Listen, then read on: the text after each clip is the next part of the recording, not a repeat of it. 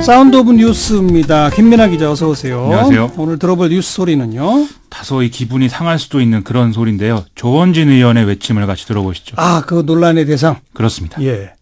이 빨갱이 X는 절대 눈치를 안 보는 거예요. 대한민국의 가짜 대통령은 김정은 저 X한테 가가지고 굽신굽신하고 있어요. 200조를 약속해버렸단 말입니다. 미친 아니에요? 핵폐기 한마디도 얘기 안 하고 200조를 약속하는 이런 미친 있습니까?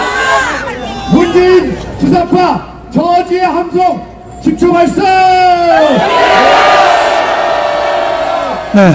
이 삐삐로 처리할 수밖에 없는 용어가 3번, 4번 등장을 하는데 어디서 한 연설이죠? 지난달 28일에 서울역 광장에서 보수단체들이 집회를 열었거든요. 거기서 한 말이고, 전체적인 취지는 이번 남북정상회담과 판문점 선언 인정 못한다. 이런 얘기인 것이죠. 네. 계속해서 200조 약속 이런 말이 나오는데 그게 뭐예요? 이게 그 얘기가 어디서 나온 건지 지금 출처는 알 수가 없는데요. 100조 이상 단위 숫자가 나오는 자료들 이런 것으로 좀 추정을 해봐야 될 것 같습니다. 예를 들면 금융위원회가 2014년에 내놓은 자료를 보면은 북한 1인당 GDP를 20년 후에 1만 달러 수준으로 만드는 것을 전제로 하면 인프라 개발 비용이 한 150조 원쯤 될 것이다. 이런 자료가 있긴 하거든요. 이외에도 100조 원이 넘는 비용이 들어갈 만한 그런 어떤 그 북한의 인프라 개발 비용이 든다. 이런 자료들이 있긴 한데 대부분 특정한 목표를 실현하는 것을 전제하고 있거나 또 북한 철도, 도로, 전력 등 전체를 다 대상으로 계산한 그런 자료들입니다. 예. 이번 합의하고는 좀 거리가 있는 것이죠. 예. 이외에도 지난 2012년 10월 달에 문화일보가 노무현 김정일 100조 퍼주기 비공개 대화록 이란 제목의 기사를 보도한 바도 있는데 아마 이런 것들을 좀 짜집게 한 거 아닌가 이런 생각이 좀 듭니다. 그 2012년 문화일보 보도는 무슨 내용이에요?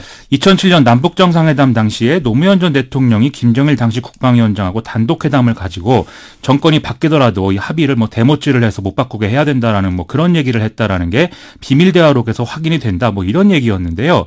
여기에 대해서 이 관계자가 돈이 100조 원 정도도 들 수 있는 일을 이렇게 해서 되겠는가라고 얘기를 했다라는 그런 내용입니다. 당시에 이재정 전 통일부 장관 등이 기자회견을 열고 당시 어떤 단독회담도 비밀 합의도 없었고 비밀 녹취록도 없었다 이렇게 해명을 한 바가 있습니다. 네. 더불어민주당은 국회 윤리위원회에 조원진 의원 제소했다고요? 오늘 대한민국 국회의 품격을 훼손시켰다라는 이유로 징계안을 제출했는데요. 국회의원의 품위 유지 의무는 국회법 제25조와 국회의원 윤리 강령 등에 다 규정이 돼 있죠. 아울러 더불어민주당은 조원진 의원을 허위사실에 의한 명예훼손 혐의로 고발 조치하겠다 이렇게도 밝히고 있습니다. 네. 다음 뉴스는? 지금 여러 가지 우려가 있는 상황에서 판문점 선언 이행 준비가 지금 진행 중인데요. 가장 중요한 대목, 종전선언과 평화협정 체결에 관한 부분 아니겠습니까? 오늘 조명균 통일부 장관이 이것에 대해서 정리된 입장을 내놨습니다. 판문점 선언에 보면 종전선언과 평화협정 체결 논의를 올해 안에 한다 이렇게 돼 있는데 이게 같이 다 올해 안에 하는 것인지 여부가 좀 불분명하게 해석이 된다라는 거죠. 여기에 대해서 조명균 장관은 평화협정 체결은 거의 비핵화의 마지막 단계에 설정하는 것으로 이해해야 한다 이렇게 설명을 하고 있습니다. 이건 어찌 보면 당연한 얘기인데 다시 정리한 셈이에요. 그렇습니다. 그러니까 올해 안에는 정치적 종전 선언만 하고 평화협정은 그 후에 한다, 그 비핵화 진전 후에 한다 이거잖아요. 그렇습니다. 예. 이 평화협정 체결이라는 건 북한 입장에서 보면 체제 보장 약속이기 때문에 북미 정상회담 이후에 이제 가닥이 잡힐 수밖에 없는 것이죠. 그래서 실질적으로 올해 안에 하는 것은 종전 선언이고 이후에 핵 동결, 폐기, 검증 이렇게 단계가 진행됨에 따라서 평화협정 체결 논의가 진행이 될 거라는 것이고 그런데 또 뒤집어 말하면 북미 정상회담에서 성과가 잘 나면 올해 안에 다 하는 것도 가능하다 이 얘기도 될 수가 있겠는데 하지만 현실적으로 이것은 참 쉽지가 않겠죠. 어쨌든 평화협정 체결은 비핵화 마지막 단계. 그렇습니다. 이렇게 정리한 거죠. 그렇습니다. 근데 그 종전선언, 정치적 선언이라 하더라도 여기 지금 중국이 참여하느냐 마느냐 이게 논란이잖아요. 이 판문점 선언이 남북미 또는 남북미중 회담 이렇게 돼 있는 것에 대해서 중국은 이 부분에 대해서 지금 불만스러워한다는 것이죠. 그렇다면서요? 예, 보도에 이제 등장하는 통일부 고위 당국자 조명균 장관과 같이 이제 기자간담회를 한 사람인데 과거 14선언 당시에 중국이 평화협정과 종전선언에 대해서 확실한 답을 주지 않아서 그때부터 3자 또는 4자 표현이 들어간 게 이 문제의 기원이다 이렇게 설명을 했습니다. 예. 그래서 평화체제 전환을 위한 논의에는 중국이 참여하는 방향으로 가게 될 것으로 전망을 한다라면서 전혀 중국 배제가 아니다 이렇게 얘기를 했는데요. 그런데 중국을 굳이 안 끼워도 되지 않겠느냐 이런 기류가 일부에 있고 또 청와대 관계자 일부가 이런 말을 해서 좀 구설수에 오른 것도 사실이긴 합니다. 네, 중국 끼워주면 좋죠. 끼워줘야 되겠죠. 굳이 뺄 예. 필요 있겠습니까? 맞습니다. 예. 근데 북한이 중국 좀 빼고 싶다는 얘기들이 있던데. 북한은 좀 그런 입장인 것 같은데, 근데 지정학적인 여러 가지 맥락상 그러게 말이에요. 남북이 합의한 것을 좀 미중이 뒷받침해 주는 게 여러모로 안정감이 있고 좋은 것 같습니다. 네. 자, 오늘 드루킹 사건 이른바 첫 재판이 있었다고요? 이것과 관련해서는 뭐 얘기하는 소리를 한번 다시 들어봐야 될 것 같습니다. 보좌관의 해명이 있었지만 그게 정확한지 하는 부분도 제가 파악할 수 있는 내용은 아니었기 때문에 경찰 조사를 통해서 확인되는 게 맞다. 사실대로 다 진술하고 성실하게 조사받았습니다. 인사청탁에 대한 대가 맞습니까? 사실대로 성실하게 조사받고 진술했습니다. 네. 어떤 소리예요, 이게? 이 김경수 의원이 이제 그 이 보좌관의 해명에 대해서 자기 입장을 밝히는 경찰 조사를 받겠다 이렇게 얘기하는 것이고요. 그다음에 뒤에 나온 소리는 김경수 의원의 보좌관인 한모 씨가 이 경찰 조사에 출석하면서 한 그런 얘기였습니다. 예. 오늘 재판은 어떻게 됐습니까? 이 포털 사이트 네이버에 댓글을 조작했다는 혐의, 일명 드루킹 김모 씨가 첫 공판에 출석을 한 건데요.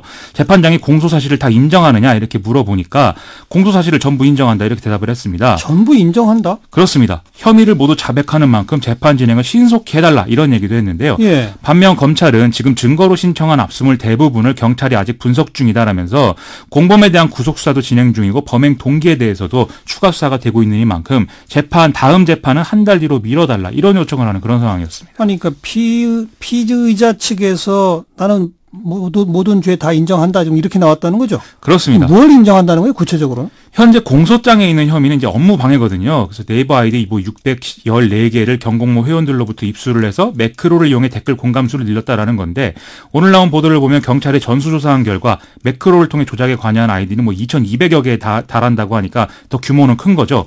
어쨌든 쟁점은 이런 행위로 네이버의 통계 집계 시스템이 피해를 입었느냐 이 여부인데 예. 드루킹 김모 씨가 인정한 행위는 바로 이것에 대해서 매크로 프로그램을 이용했다라는 부분입니다. 예. 그래서 아이디와 비밀번호를 손으로 입력하기 귀찮아서 그런 것이다. 이렇게 주장을 하고 있습니다. 그러니까 그 매크로 프로그램을 이용하는 것이 현행법상 위법으로 돼 있잖아요. 그렇습니다. 그렇게 하면 업무 방해를 당한 피해자 측은 네이버가 되는 거고. 그렇습니다. 그런데 아마 뭐 내가 그거 다 인정하지만 큰 피해 없었을 것 같으니까 형이 나와도 별로 안 나온다 이런 건가요? 이게 실제로 댓글 조작으로 뭐 네이버를 업무를 방해한 혐의가 인정되더라도 징역형을 선고할 만한 것은 아니다라는 게 좀 법조계의 대다수 의견이라고 하거든요. 예. 그렇기 때문에 이 추가 혐의, 다른 혐의들이 좀 있지 않겠습니까? 인사청탁이라든지 아하. 이런 게 확인되기 전에 드루킹 쪽은 이제 집행유예 등으로 빨리 빠져나오는 전략을 세운 게 아니냐 이런 해석이 나온다는 것이죠. 그러니까 검찰 측은 지금 증거로 신청한 압수물을 아직도 경찰이 분석 중이니까 조금 재판 천천히 하자 이거고. 그렇습니다. 정작 피고는 빨리 해달라 이런 거고. 그런 얘기하고 있는 예. 거죠. 뭐 김경수 의원도 소환된다면서요? 경찰은 김경수 의원에게 4일 오전 10시 참고인 신분으로 소환을 통보했고 또 출석하겠다는 답변을 받았다라고 오늘 밝혔습니다. 오사카 총영사나 뭐 청와대 행정관 등의 인사청탁 그리고 김경수 의원 보좌관의 500만 원 금전거래 이 관련 사실을 이제 확인할 예정인데요.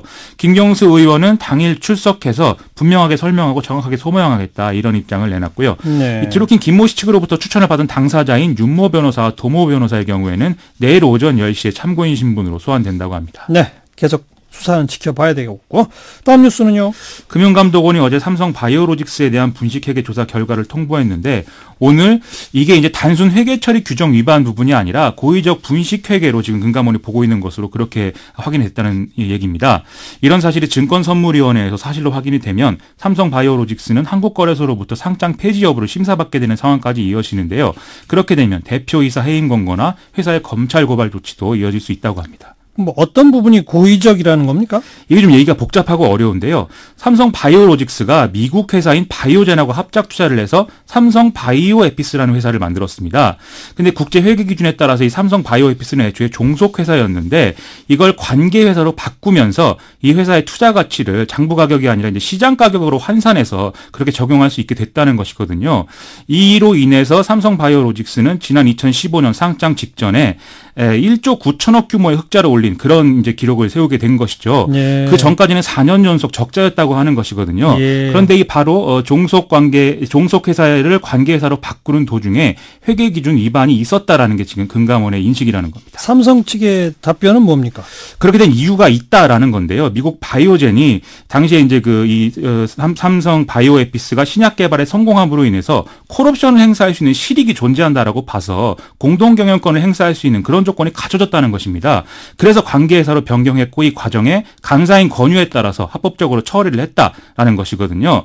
그런데 또 오늘 이제 심상정 의원 등이 이제 기자회견한 내용을 보면은 당시 제출한 감사 조서를 보면은 이 신약 개발 관련 내용은 또 없다고 그러거든요. 그래요. 아이고 뭐 내용이 너무 복잡한데 그렇습니다. 이건 잘 이해가 안 돼요. 좀 더 지켜봐야 할 것 같습니다. 그래야 될 것 같습니다. 수고하셨어요. 고맙습니다. 김민아 기자였어요.